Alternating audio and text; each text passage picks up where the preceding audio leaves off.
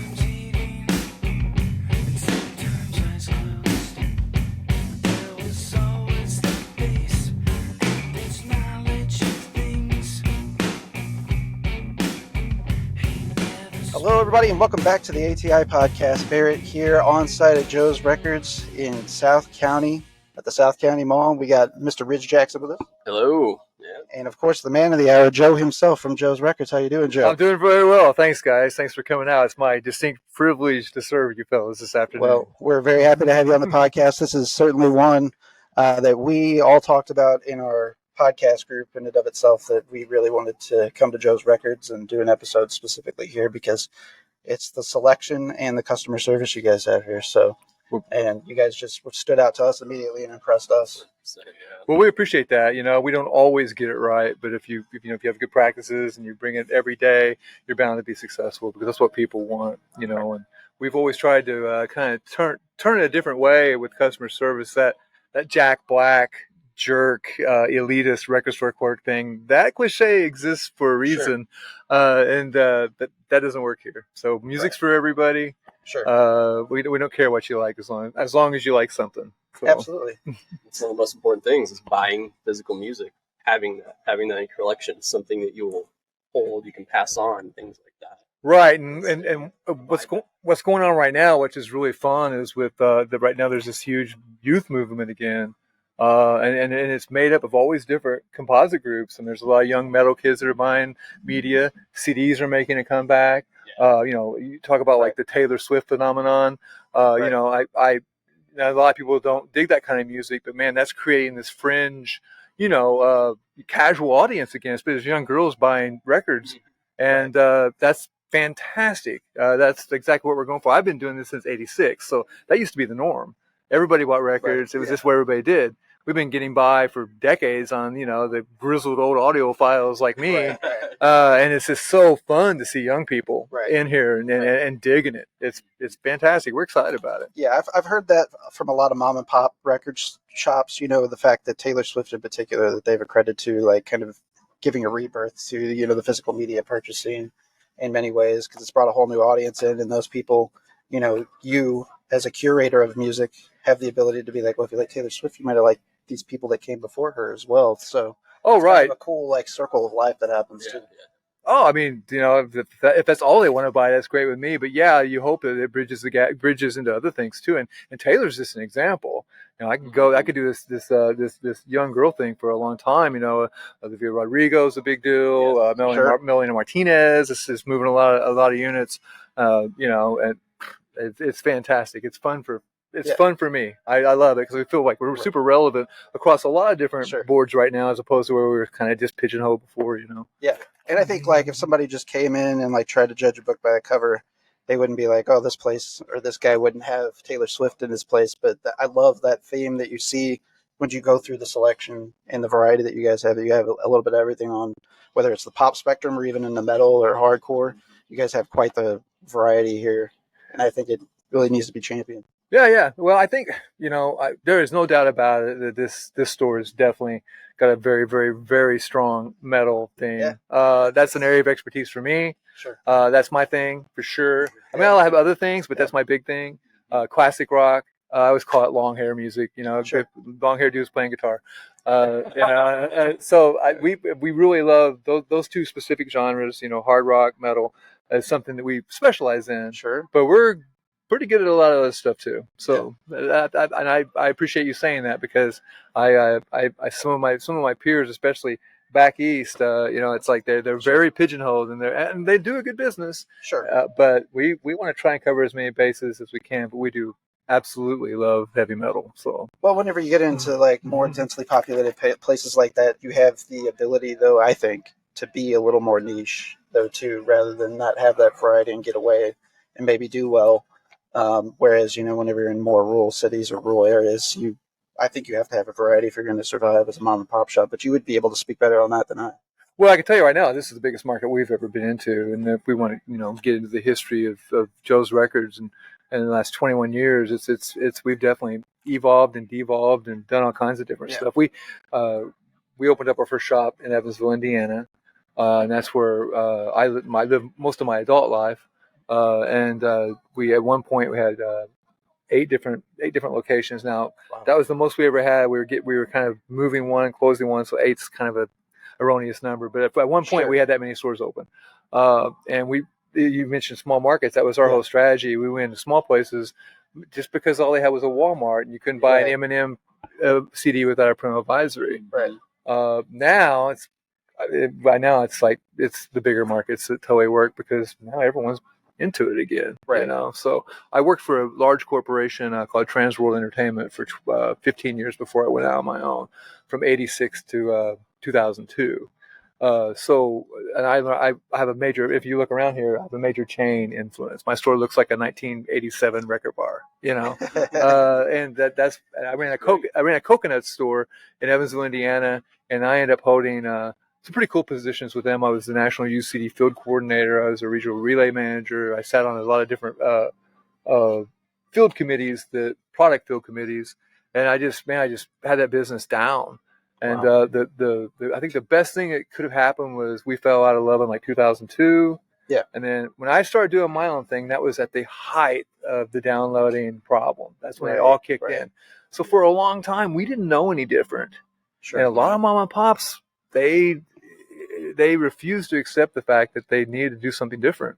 Right. You know, definition of insanity, keep doing the same thing and expect a different result. Right, for sure. And, you know, we got into video games for a long time. We became diverse. We developed a major eBay culture. Yeah. You know, we had some rough patches, you know, but you know, we got through it because we're not just like sitting around going, man, everybody's downloading. What are we going to do? We're like, well, we better figure something out here, you know. Right. But we came close to losing it too. But we managed to persevere, so for sure. Well, even in your time that you guys have been here in the mall, I've noticed even like when you guys first moved in, I believe that did you guys have video games or movies? Use movies at that time? We did. Yeah. We were when we first moved this location into the mall. What I did was, whenever I thought I was going to retire. Sure. I'm 56. I'm old. You know, like when it gets cold, you'll see how old I am. I was going to like just sell all the stores and just get out of it. Yeah. And then we had when COVID hit, I had one store that's still in Evansville, and the mall actually graciously offered us a fantastic real estate deal to stay. But man, the COVID thing had me freaked out, you know, which it was bad. They were going to close the mall for 2 months, you know. Yeah. So I liquidated that store, and before that, I had slowly started to sell stores to licensees.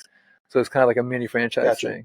And I don't do that anymore either. So, but then the last minute, my kids started working with me at the Marion store. The store used to be in Marion, Illinois, And they all of a sudden thought it was cool. It was like 3 years ago. So in August of 2021, since we've been in St. Louis for a while, and I was sort of running it from back east, I said, well, we'll just move it to, let's go see if we can find some place in St. Louis. I'll do a comp shop and see what everybody else is doing. And I'll just like run this little sleepy little record store and we'll be fine.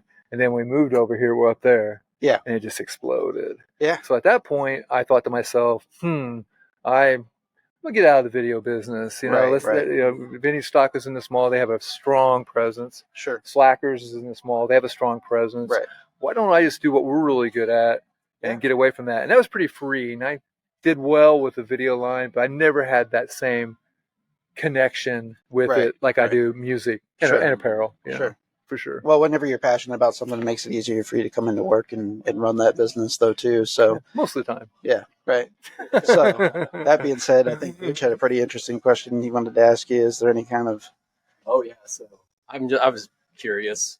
As a record store owner, what is like your biggest pet peeve of like mishandling of things like records or... Could be by parties or customers. Parties, dealing with distribution.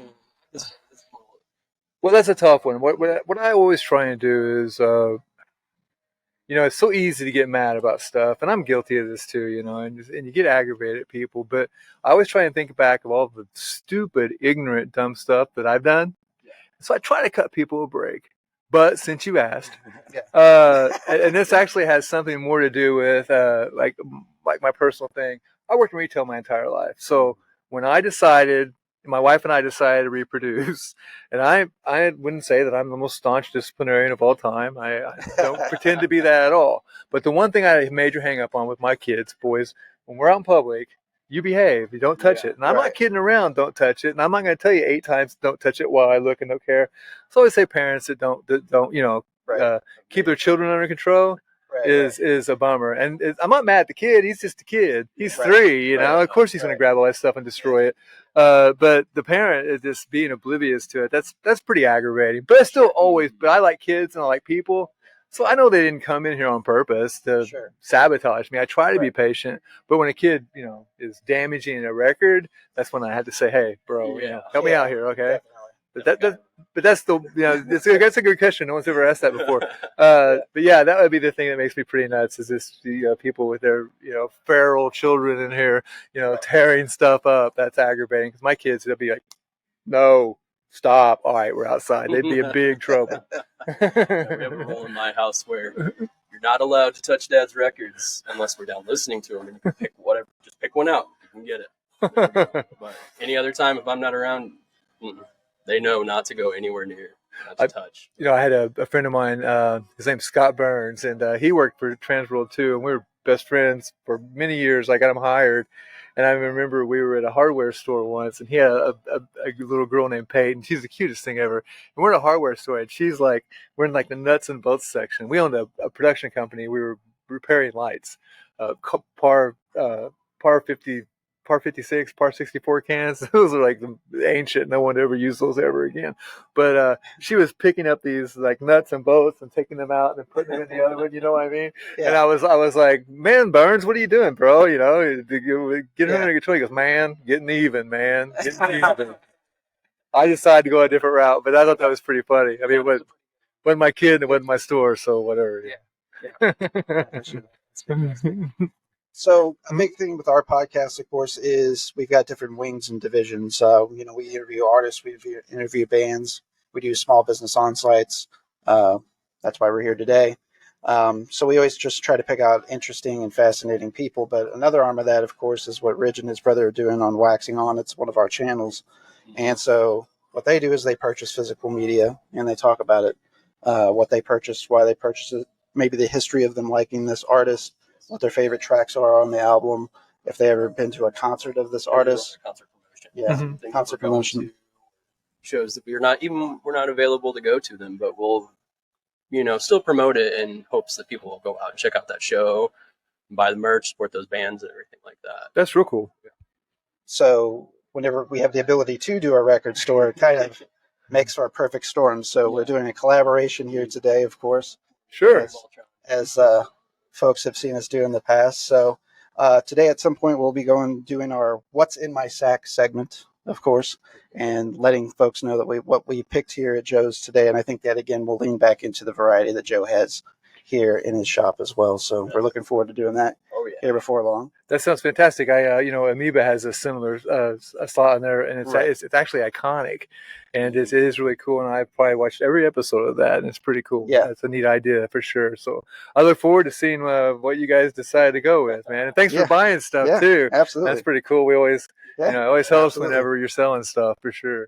Yeah, and I the other piece that I want to lean into that you have here in the shop is actually the merchandise beyond, physical records.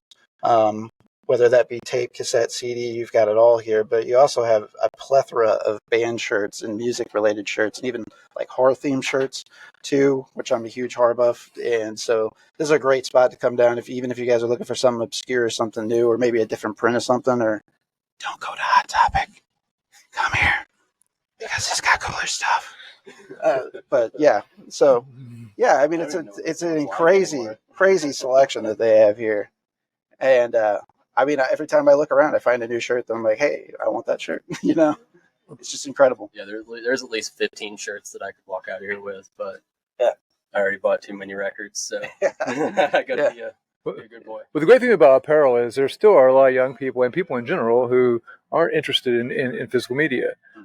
So we love having the apparel line, and we do well with it. Yeah, being in a mall. I dig malls. Like being in a malls. This won't work. You couldn't spend this much money on inventory in a freestanding location and make it work. But in a mall, people coming in looking for clothes, it works fantastic. Right. So you'll get your bases when they come in no matter what, and they don't care about the mall. But it's just that French person that comes in, that casual fan that decides to buy a shirt. And I'll talk about this too, and I think this is really important. People who quiz people on a T-shirt, that is a jerk move. It makes me nuts, because if you like that image, I don't care what. If you like that Iron Maiden shirt, I actually happen to be wearing one, but there is one right there too. It's the same design too. That's totally a coincidence, isn't it? Yeah. But if you like that design, you like that image, and you want to buy that shirt because you think it looks cool, but you're not familiar with that band, man, I don't care. I think that's okay. I mean, you're still supporting that image. You're still supporting that art. I mean, you're still supporting that band. I'm not going to ask you how many songs you know from that band. I just think that's such a, that's gatekeeping. Yes, it's gatekeeping. It's like poser police, all that.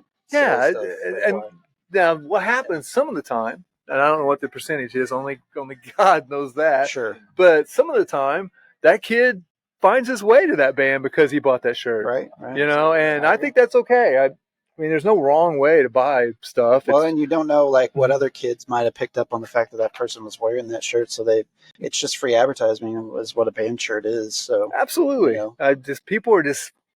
It's like music isn't just your thing, bro. It's everybody else's too. They spent the money. Okay, that's not. Well, that's definitely part of it too. I can't believe you're buying this shirt, kid. Giving me $25. You don't know this band. I'm not going to sell it to you. Right. That's that's the most retarded thing ever. Yeah. That doesn't help. Yeah, that's not a good way to run your business. Yeah. I know that you have quite the extensive experience in the music retail business, that is. But is there anything, even just let's say post-COVID, maybe to kind of narrow it down, that you have found surprising? Is there anything surprise you nowadays in business here? No. I mean, you couldn't predict it. I remember boxing up all the albums like in 1989 and seeing what we had left back. And I remember us going through. Originally CDs were manufactured in these really nice cardboard long boxes, which was really nice because they actually sort of they're harder to steal, and they designed it specifically so that they two would fit into an LP basket, so people didn't have to spend a ton of money on their LP baskets. But of course, after a while, the manufacturers, because the record labels are inherently greedy, they decide, well, we can do these jewel cases a lot cheaper, and we'll ship them like that. Well, for a while, they were shipping these long boxes with this diamond thing on it, right? So when you saw one with a diamond, that meant that the CD that was inside was shrink wrapped. And then as they slowly devolved, and they weren't shrink wrapped anymore, just the outer shrink wrap, and then they quit doing it. So we had to, at that point, we had to put inserts into to lift the LP fixtures, and then tear open all of these CDs, shrink wrap some of them, and then put them in shucks. We call these shucks. Wow. This is a shuck. Yeah. Now it's kind of funny because you get into the jargon of the industry. Like if you're on the East Coast, they call these centuries. Okay. And if you're in the if you're with Transworld or the Midwest, you call them shucks. And if you're on the West Coast, they call them keepers. But either way, that's Very cool. That's That's where those came from. So yeah. But no, nothing surprises me. You mostly you want to get ahead of the game, but we react a lot too. It's nothing. I've seen it all. It's all come back. This is not much different than what I used to do 35 years ago, which is wild. So what kind of originally started your trajectory in the business? I know that you kind of talked about your first job, but like, what was the appeal for you initially? Like, well, it's music and it's a job, so. Yeah, I mean, I was always a musician, and I had went to radio, TV, broadcasting school. I grew up in Mount Carmel, Illinois, and I'm the fool that had one typing course left. All I had to do was pass typing, and I'm a good typist too. Like back then, I was like an amazing typist. And then I got my associate's degree. I tested out of the typing course. I got an A, and then I never went and paid for the course and never got my degree. My mother is like so proud of me for that. She thinks I'm amazing. So I have a high school diploma. That's what I can hang my hat on. So I lived in Mount Carmel, and it was a great place to grow up. I loved it. I had a great life there. I played basketball and all through high school and had great friends, and it was wonderful. But there just wasn't really anything there for me. And I worked at Pizza Hut. Right. And I told my dad, I walked out of Pizza Hut, left them there. I've had it. All dramatic. And I walked out. I told Dad. Dad woke me up the next day and said, "Hey, man, you going to work?" And I said, "Nah, I quit." He goes, "Well, you can't quit a job without having another one." I'm like, "I'm going to Evansville," which was the big city to me, which is a big town. And I'm playing with Scott Burns. We're going to play gigs, and I'm going to get a job. And then he was like, "All right." He gave me some money and helped me out with my car and said, "All right, go, get out of here." And then the very first day I got a part-time job at Coconuts, and that's all I ever did. So it wasn't like I went over and said, "I think I want to run a record store." It just 9 months later, I was the manager and I loved it, So I was always, the musical weirdo in town for sure. So it worked out. And I always tell my kids are like, "Well, it turned out good for you." I'm like, "Dude, I got lucky." Sure. I was lucky. Because I don't know what would have happened, what I would have been if that hadn't happened. But it's all I always tell people, every single dollar I've made as an adult has been music related. But the only problem is I've only made $12. That's great. We might have done a little bit better than that. That's great.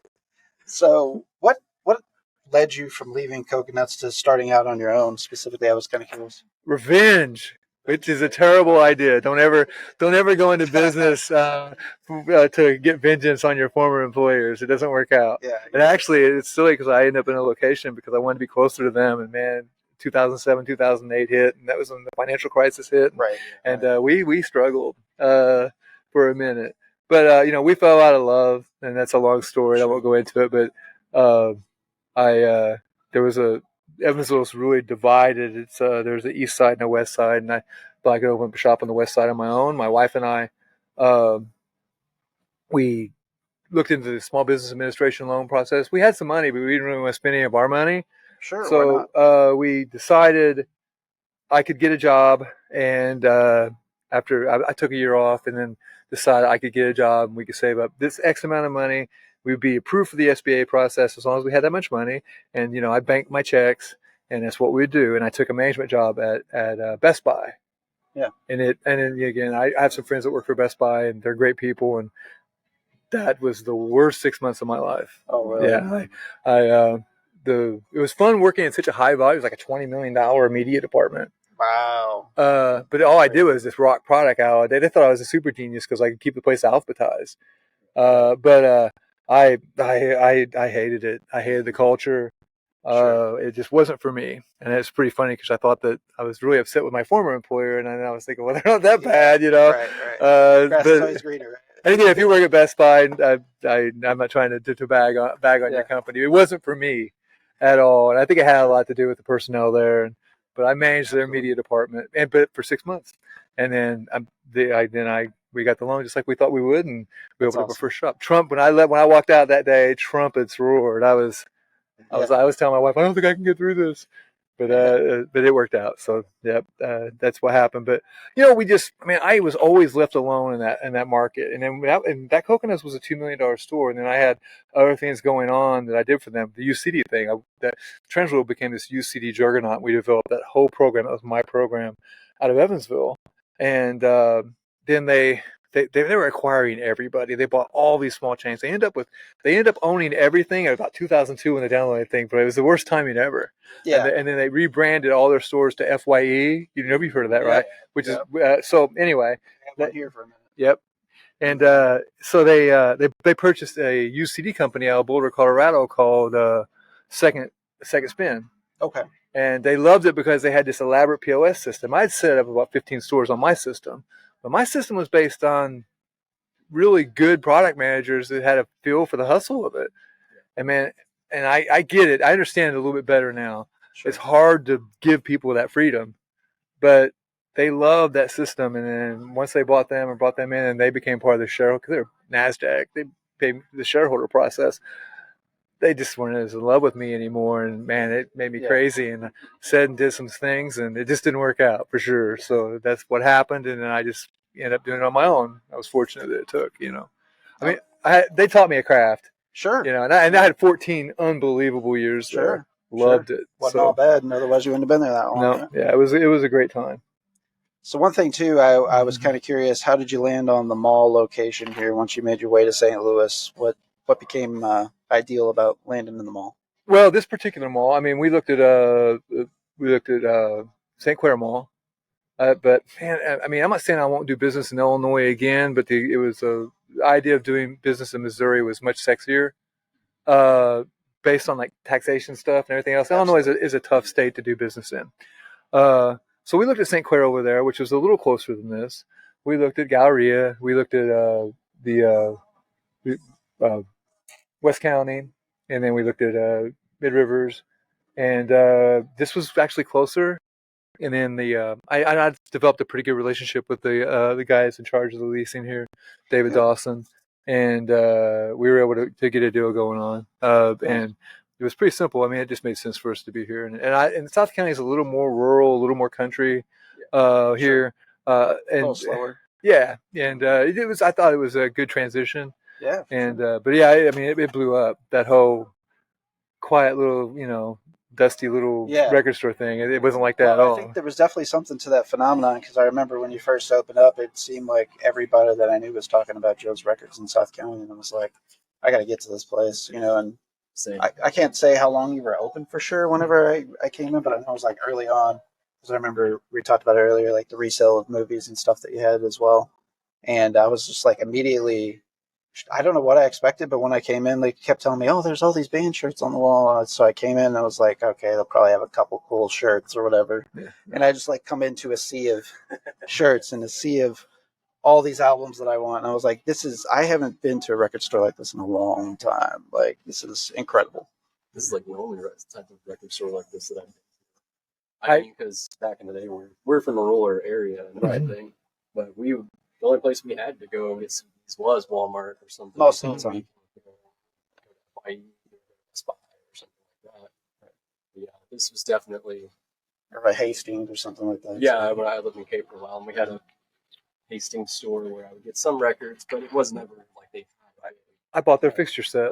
I bought that Cape Girardeau. Well, not all of it, good Lord, but we use those fixtures in our Evansville location.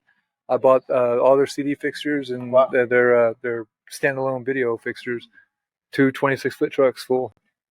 And that was back when I was in expansion mode, Yeah. But you talk about, like a couple of different points. Like, I was telling Jennifer, I think, man, I know I can make the St. Louis thing work.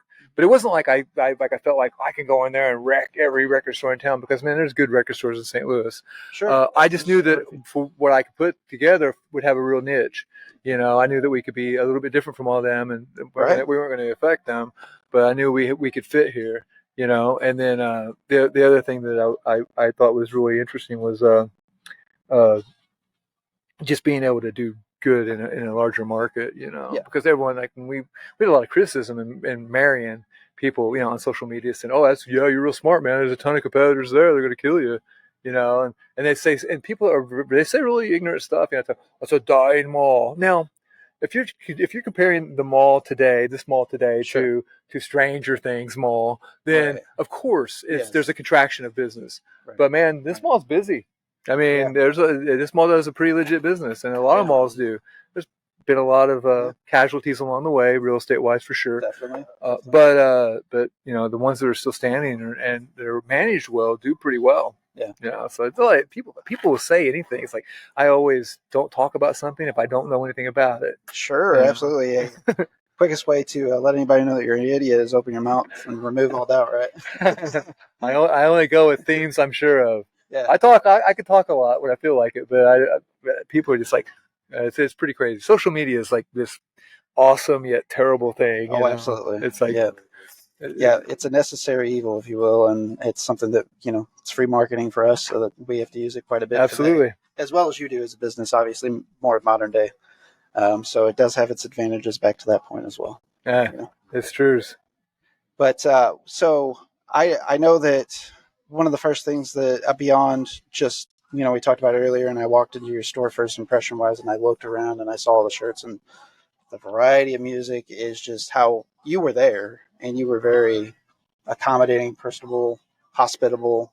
I've seen you work with some of the people here. I mean, I'm sure probably working in retail over the years allowed you to kind of fine polish that skill, but people are sometimes good at it and just go through the motions, but like, you're welcoming. It's hard to, teach that as well. Do you think that that's something innately that you have, or is that something that you crafted over the years? I've always liked people, but I've gotten better at it. Sure. I think that, like, when I was younger, like, I wasn't as consistent. I could get aggravated at people, just bad habits. Just Right. There was, I wouldn't say I had a meanness to me, but when I was younger, I couldn't be as consistent as I am today. Sure. And it's just easy for me to like people and not get mad about stuff. I mean, it used to be like when we were struggling, I can remember like early on, like being really frustrated when somebody didn't buy anything, you know what I mean?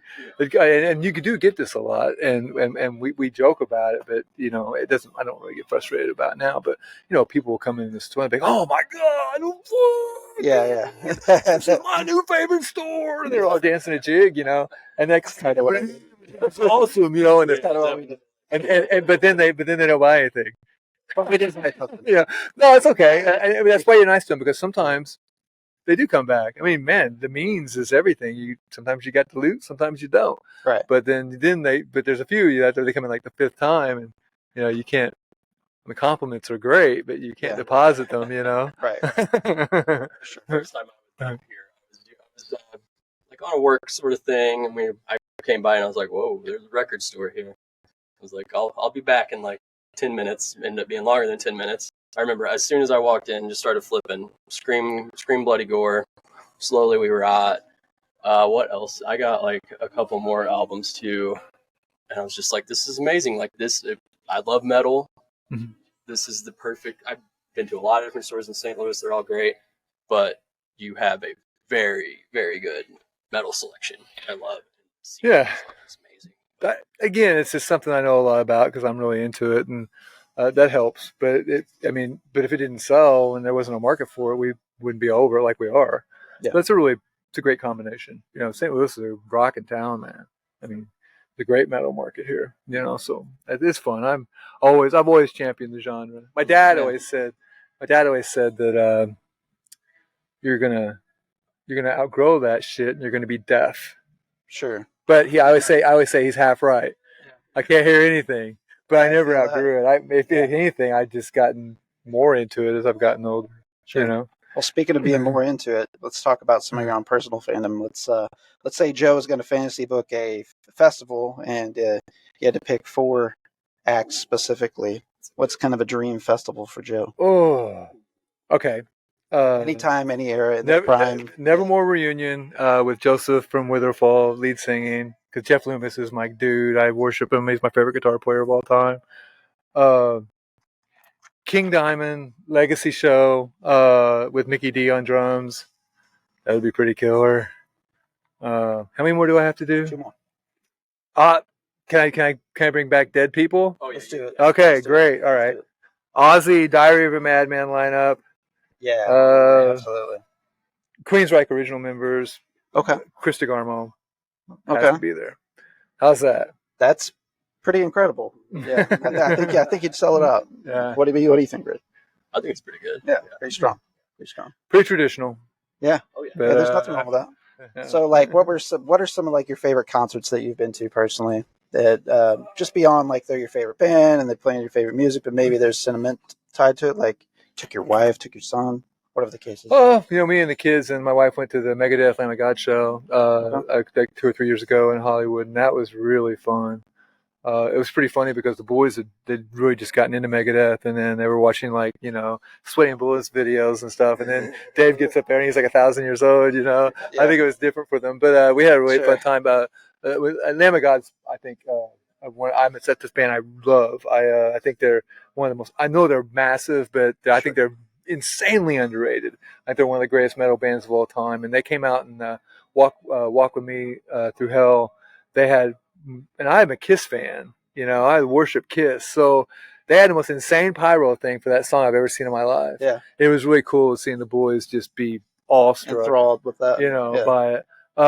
And I know I keep talking about this guy, but the King Diamond, who did the greatest hits show at the pageant about 7 years ago, 7 years ago, played the perfect set list. Wow. That was good. I tell you, one of the best concerts I've ever been to, which was many, many years ago, which wasn't a metal show, was Prince. Oh, damn. Yeah, Man, I wish.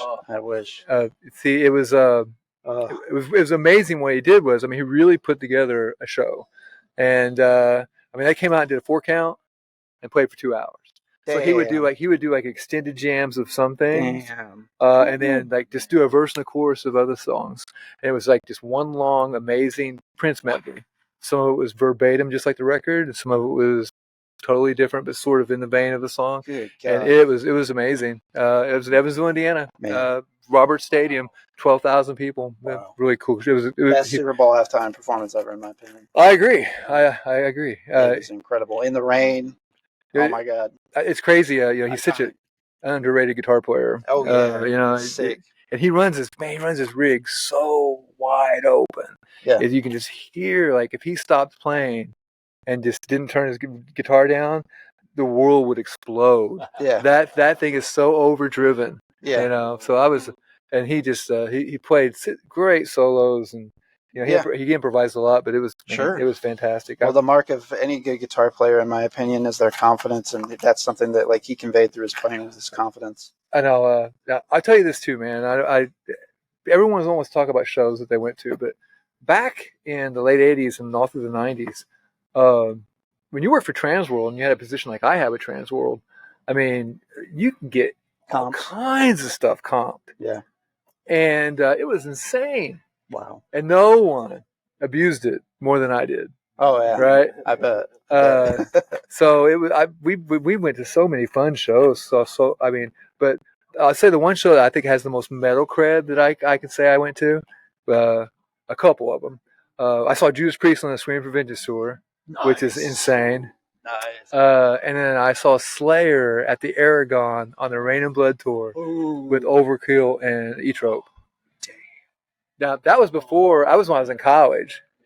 Loyola Radio Convention. We went up there for that, and they had Xerox, which was like this satellite metal station, which ruled. We didn't get anything like that where we were, and they were playing King Diamond, No Presents for Christmas. It had just come out, the very first King Diamond release. Oh wow! And then they're like, "Hey, Slayer's at the Aragon. You guys want to go?" And we're like, "Yeah, let's go." And I just bought their Hell Waits and Rain and Blood like maybe 3 months before that. It just got turned on to them. Wow! And so that was a pretty cool show for sure. That's incredible. Yeah. Incredible. Well, you've made some allusions to it earlier too. One of the more personal questions I wanted to ask you is, you're a musician as well, play guitar, I assume, maybe? Yeah, I play guitar and I sing. I actually this is a long story too. I did that in St. Louis for the last, up until like a year and a half ago, 2 years ago. I was doing the cover circuit, played in a band called Throw the Horns, which was a 70s, 80s hard rock tribute. Wow. And we played the casinos and played, Nice. Ballpark Village. We worked with an agency. Were a well-paid unit. We Nice. medleyed everything out. We played long sets, and Sure. we played pretty much every Saturday, most Fridays. I played acoustic shows a lot whenever we weren't booked on Fridays. Played weeknight acoustic shows. Yeah. I played, bar star about as long as I've done this. Wow. And it always made extra money doing it. It was Nice. always a fantastic sideline. Throw the Horns was really popular. I was also in a Queensryche tribute called Revolution Nice. for about 2 years. We played, I don't know, about 6 times. I also fronted a Sammy Hagar tribute called Red. Nice. Yeah, and I wore the outfit. Nice. And I wore around red pajamas and wore a blonde wig. Nice. And that was fun. So I did that for a long time. In the late 80s and early 90s, I was in a band called Cornucopia of Death from Evansville that released 2 records. And we opened up for quite a few nationals, including Pantera. Nice. We opened up for Pantera on the Cowboys from Hell tour. And our drummer, who's from Boonville, who's one of my best friends in the whole world, is Jeremy Spencer. And he played drums for Five Finger Death Punch for about 11 years. Okay. So he's like a rich guy that has a ton of money. And he went on to do cool things. I went on to buff CDs. But yeah, so I'm actually working on an original album right now, and I'll bug you guys to buy it later. But yeah, it's I don't my older boy really wanted to play college football, and when he made varsity his sophomore year, I canceled all our Friday night shows, and first night, man, like being off on Friday and going to, I never missed their games. My boys, I coached, I was super involved with them, but man, just something clicked. And it wasn't like a slow, gradual thing. It was like the light bulb went, and I was like, man, I don't want to do this anymore.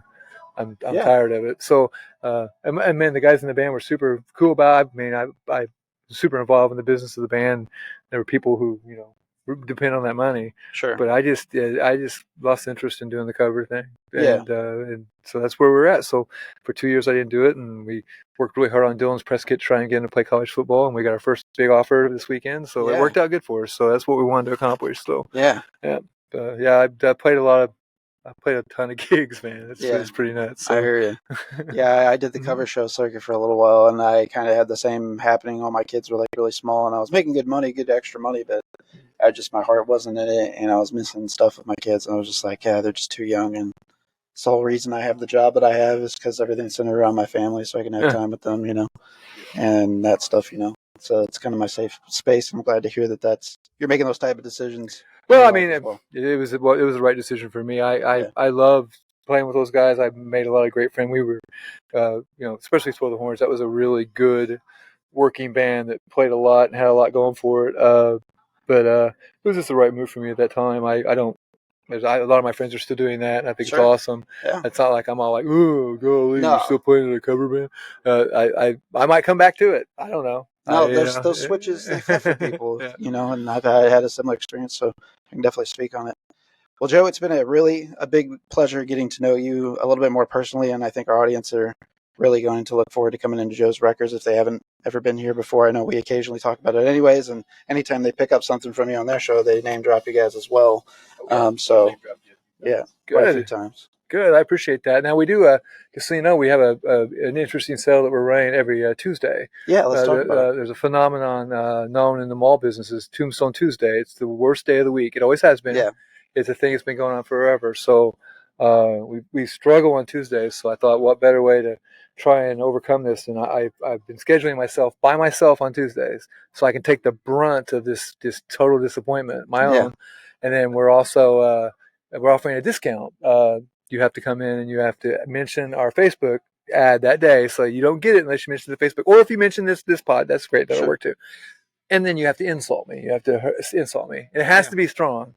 Yeah. It can't be some weak insult. You got to really lay it on me. Yeah. And I will literally give you 15% off on a Tuesday. Nice. All right? Nice. Yeah, you can't beat that. It is a good deal. And I can take it. Bring it. And we are in the month of November, so we have to talk about Black Friday, the second record store day of the year, too, before we let you go. And what you might be doing maybe differently than everybody else, what promotions, and then what offerings you might have here that you're stocking. We order at least one or two of all of it. Okay. So, and most of the time we get everything we order, but there's no rhyme or reason to what you actually get.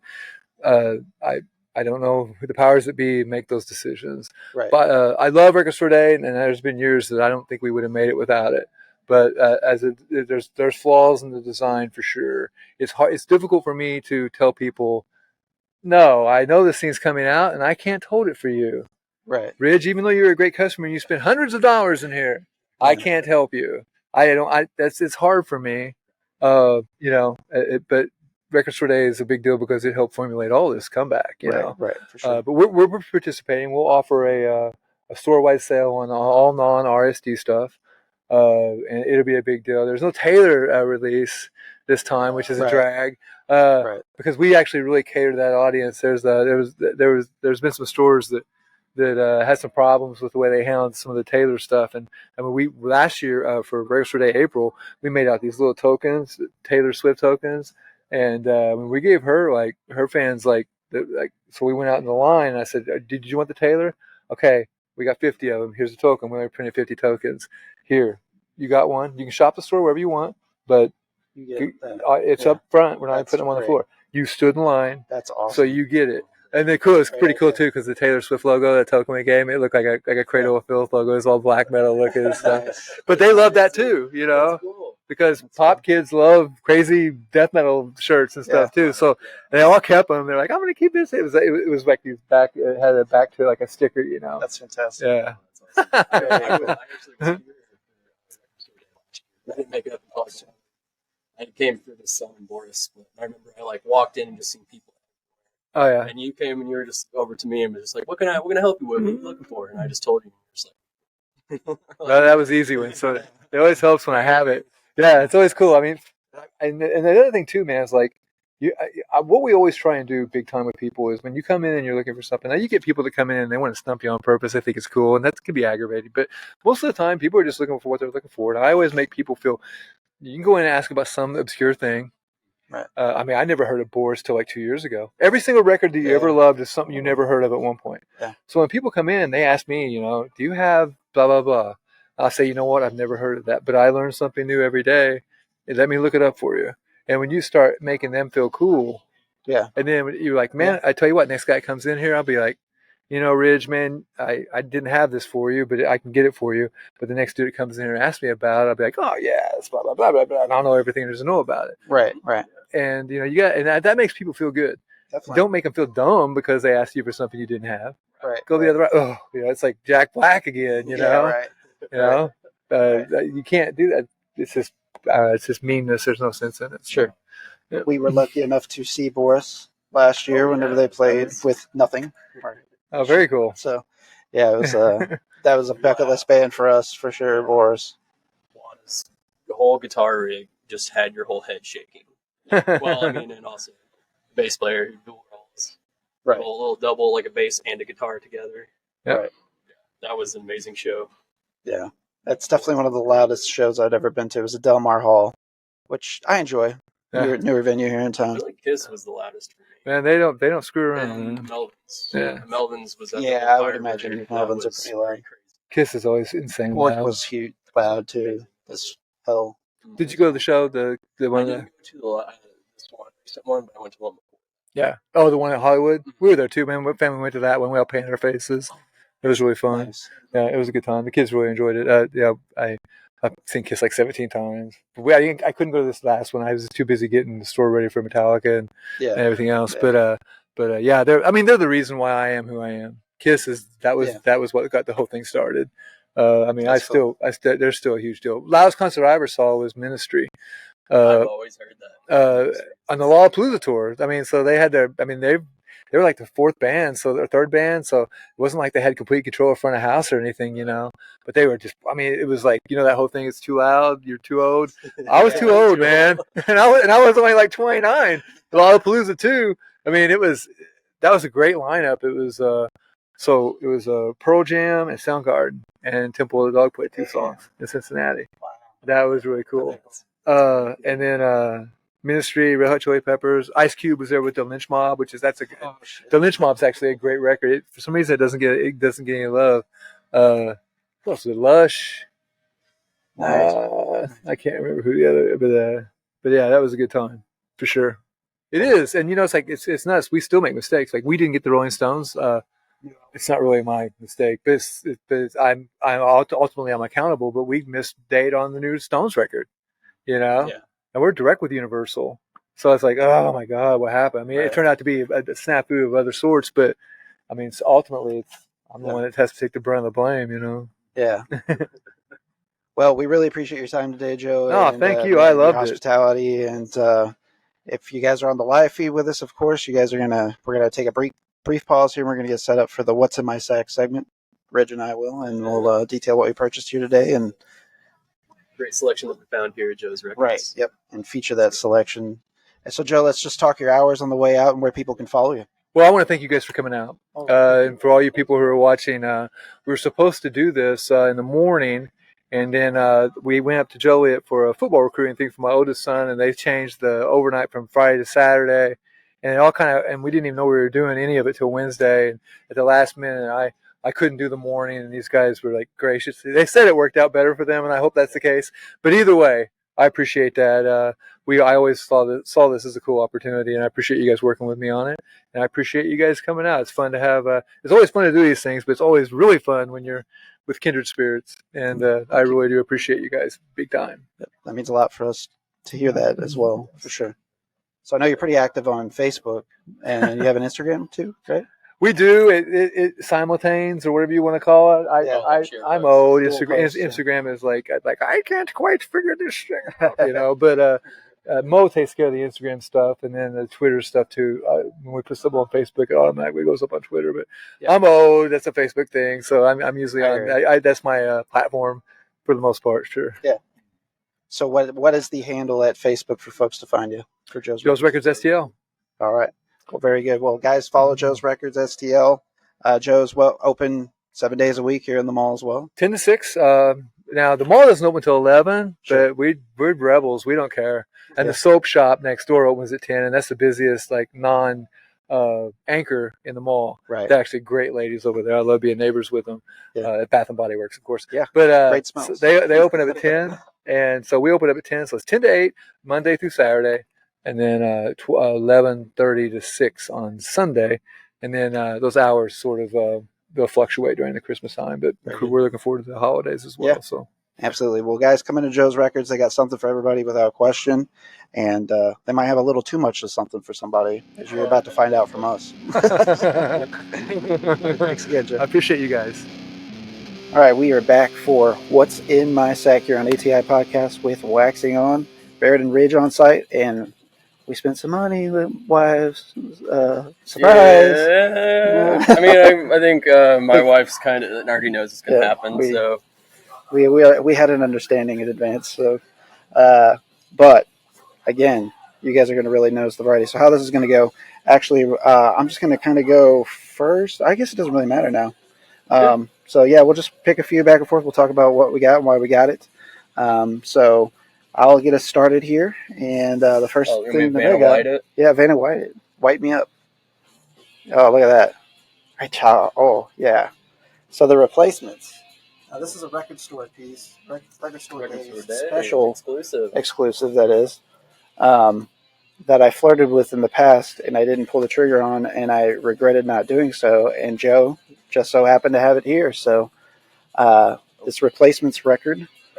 I have been filling out that catalog. I've got everything now as far as the studio albums, but now this is a live performance, so I'm really excited to get that. I'm not usually like a huge live records guy, but the replacements, I've been watching a lot of live sets and stuff, especially kind of notoriously how they were not very nice whenever they would play live shows and would always get themselves into trouble, usually because they were drinking.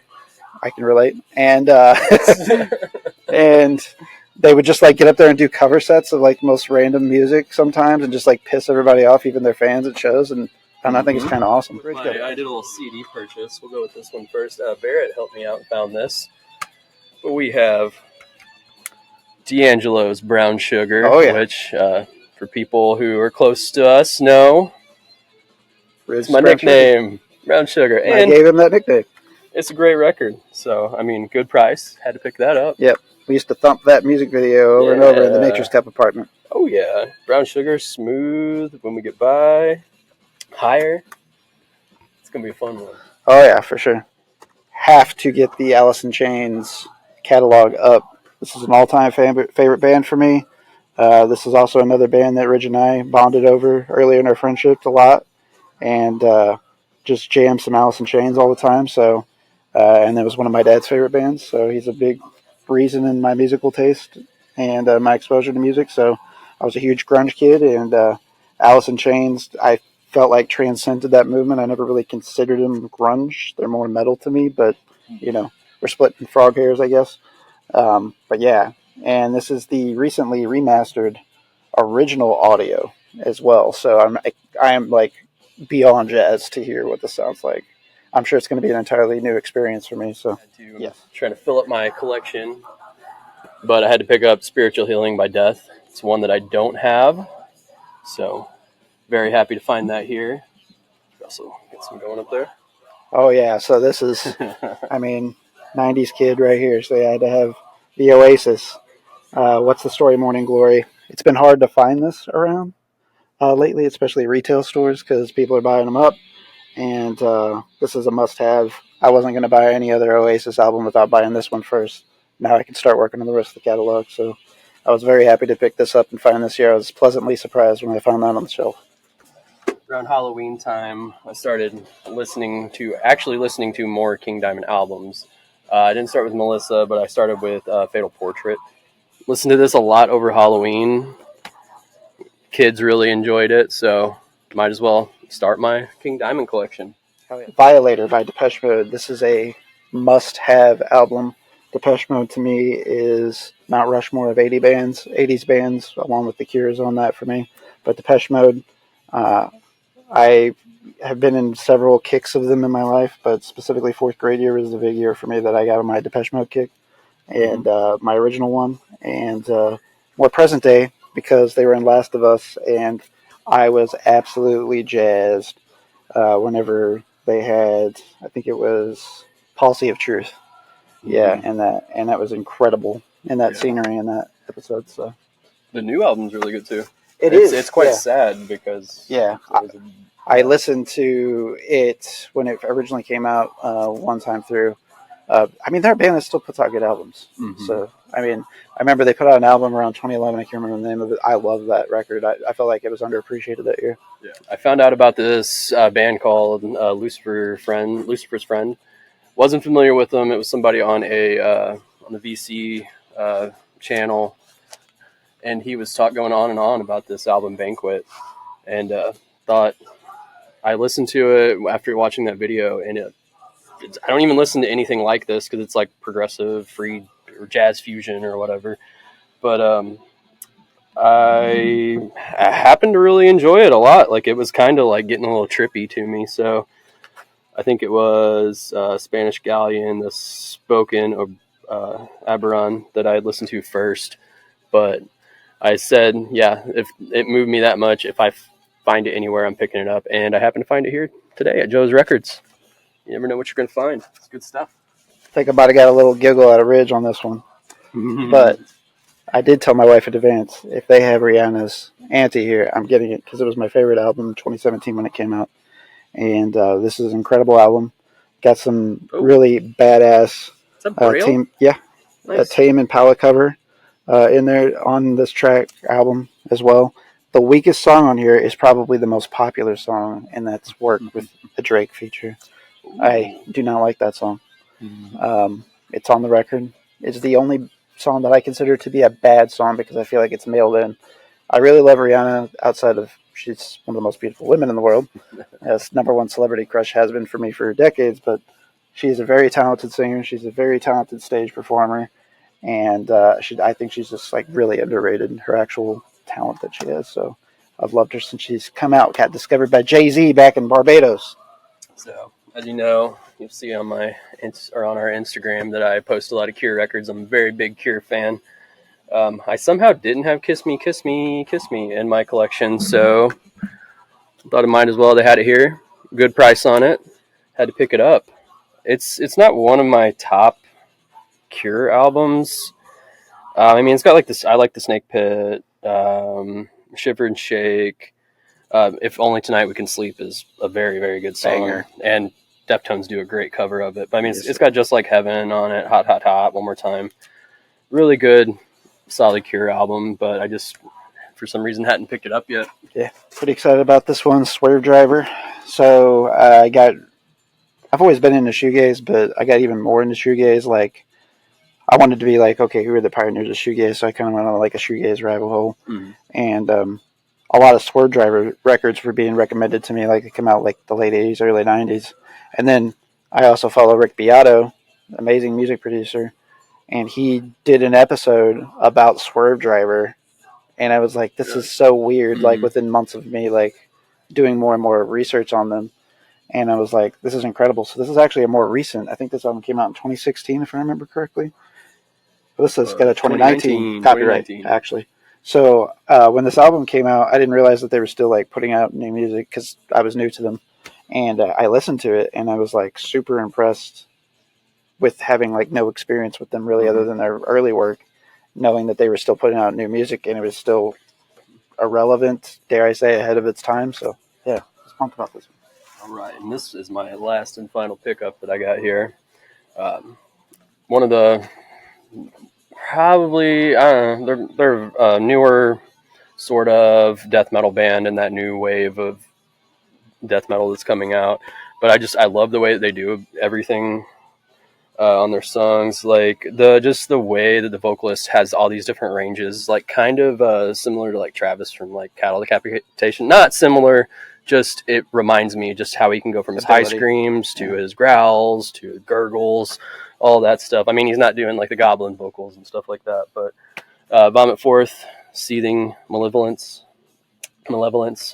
I'm actually going to see them on November 19th with Pain of Truth and Direct Measure, who's also been on the ATI podcast. Yep. So Nice. had to get that. Actually, Cool. I had already had all that selected, and then found Went this back. like last minute. I somehow skipped over it, and I was like, "Yep, adding that to the pile." First off, Sunny Day Real Estate, the probably, in my opinion, number one champion of all emo bands. You know, I've already got Diary, so this was the next one for me. This was my second favorite album of theirs. Had to pick it up, and How It Feels Too, and Be Something On, but it's limited 1,500 from Sub Pop of this color. So that's also kind of another cool wrinkle in picking this up today. So, and that's a thing that you'll see pretty routinely here at Joe's is various prints of the vinyls as well. So it's kind of cool if you want to go for like more rare picks. They've got them.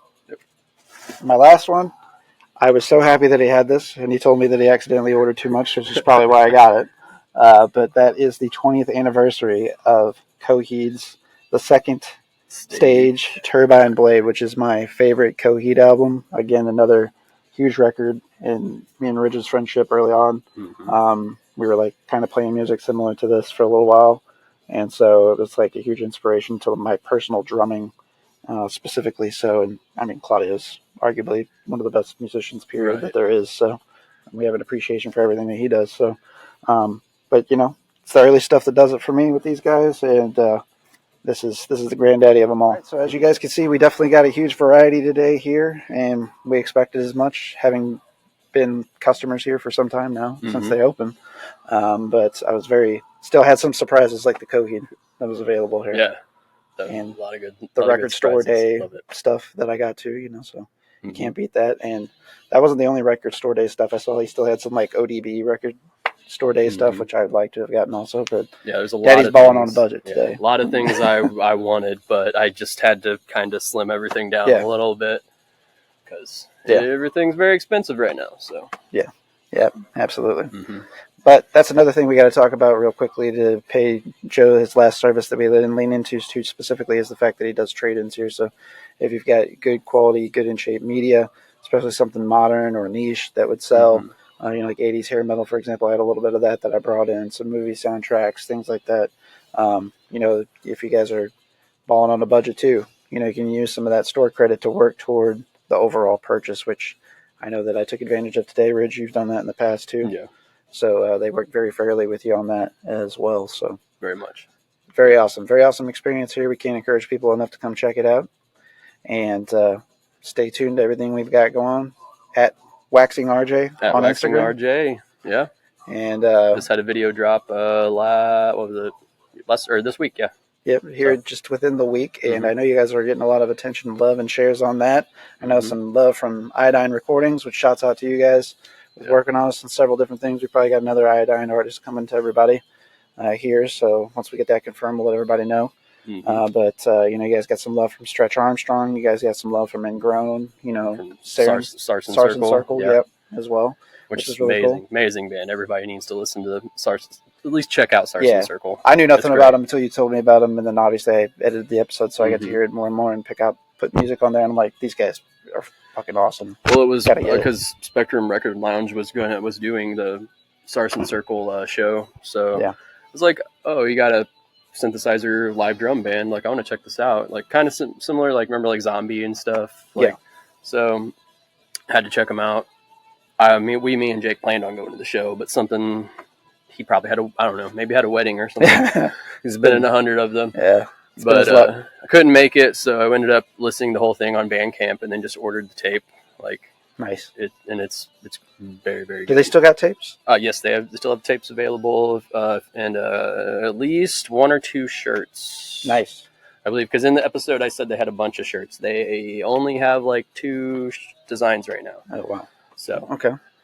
Well, they've been selling them. So. Yeah, I think I'm going to be hopping on one of them tapes if they still got one whenever I get a chance. So, yeah, I'm looking really forward to listening to more of that too. So, and Joe's here's got everything. They've got tapes, they got CDs, they got vinyls. You've seen it. We talked about the shirts. Posters. You guys got to come here. Posters, patches, buttons, stickers as well. And they do the little store credit thing. So that is always helpful, I know, especially if you're balling on a budget in hard times like these with inflation and everything else, and you still want to get your new music purchases on. That can definitely help toward the overall total. Oh, yeah. So we'll catch you guys next time. We've wrapped up the horror month, and this is our first podcast outside of the horror month, finally, after knocking out all those films. Ridge helped us, obviously, on The House of a Thousand Corpses. If you guys check that out, thank you. If you haven't, what are you doing with yourself? And we're doing more and more with the video, guys, so I say the full experience now can be best harvested on YouTube, but, if you're driving, we got those audio options, too, so stay safe out there. Hey, this is Josh from ATI Podcast. For show updates and news about the podcast, follow us on social media. You can follow us on Facebook at facebook.com/ATI Podcast 22, on Twitter at podcast_ATI, on Instagram at the ATI Podcast, on TikTok at ATI Podcast. DMs are always welcome. Have a question for the show? You can always email us at atipodcastquestions@gmail.com. Stay safe out there. This is Barrett from the ATI Podcast. Each week, Josh and I discuss current events, pop culture, music, TV, movies, politics, sports. Nothing is out of bounds. You can also tune in to learn about rising artists, small businesses. Whether it's music, graphic design, filmmaking, or even a brick-and-mortar mom-and-pop shop, we will be spotlighting folks and their endeavors. Listen to us on Spotify, Apple Podcasts, Google Podcasts, Amazon Music, Anchor, or anywhere you enjoy your podcasts. Just search ATI Podcast. We would like to thank you for your continued support, and as always, please stay safe out there.